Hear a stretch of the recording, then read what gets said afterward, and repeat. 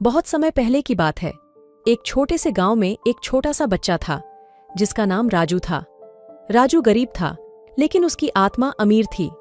राजू का सपना था कि वह एक दिन अपने गांव को और अपने माता पिता को सुखी जीवन प्रदान करेगा।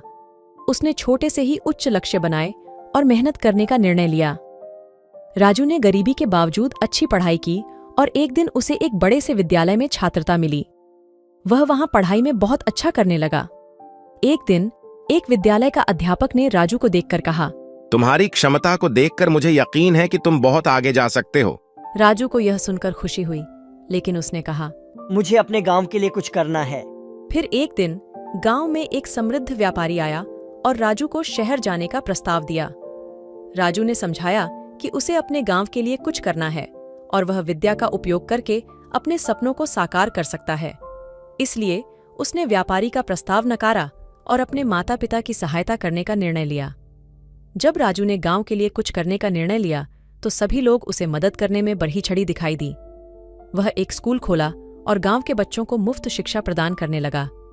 गांव की जनता ने राजू की इस कदम को बहुत पसंद किया और उसे गांव का हीरो माना।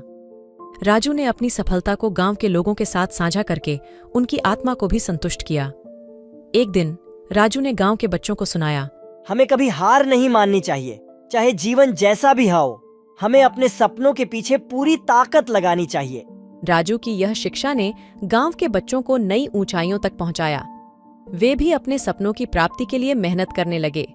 यह कहानी हमें यह सिखाती है कि सफलता वही होती है जिसमें हम अपनी क्षमताओं का सही तरीके से उपयोग करते हैं और अपने सपनों की प्राप्ति के लिए मेहनत करते हैं। राजू ने गांव के लिए कुछ करने का साहस दिखाया और उसने दिखाया कि आत्मा में ही सच्ची दौलत होती है। इस कहानी से हमें यह सीखने को मिलता है कि हमें अपने सपनों का पीछा करने में कभी हार नहीं माननी चाहिए, चाहे जीवन कितना भी कठिन हो। हमें अपनी क्षमताओं का पूरा उपयोग करना चाहिए और समृद्धि की दिशा में अग्रसर होना चाहिए। कहानी का अंत इसलिए भी रोचक है क्योंकि राजू ने गांव को समृद्धि की ऊंचाइयों तक पहुंचाने में सफलता प्राप्त की और उसने बच्चों को एक नई दिशा में बदला।